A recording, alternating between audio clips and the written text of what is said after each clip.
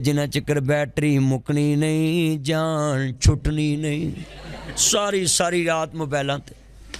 ये नेट पे आदमी भूल भी जाए ना गूगल मैप पे तो वो बताती है, वो बड़ी सब्र वाली बैठी होती है, वो पता क्या कहती, आगे से आ जाए, फिर कहती आगे से। तो तानू माँ दूजी बार कुछ चीज़ कह दे, हमें मैनू नहीं पता।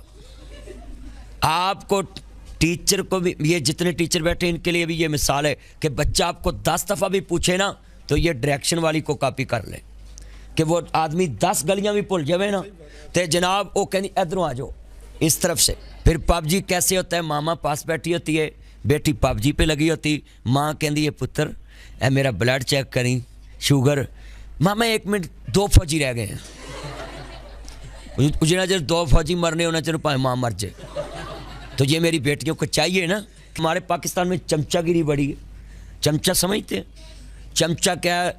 चमचा बनना भी भैड़ा काम है, चमचा रखना भी भैड़ा काम है। चमचा जिस भांडे च होवे उस भांडे का कख नहीं छड्डदा। प्याले च तुसी दही पा लो, 3-4 चमचे रख दो, दही लभेगा।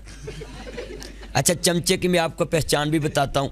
आप अपने घर में बैठी हो तो आपकी कोई सहेली आ जाए ना तो आप गलती कर रही हो, तो अगर वो रोके तो समझे ये मेरी खैर खा है।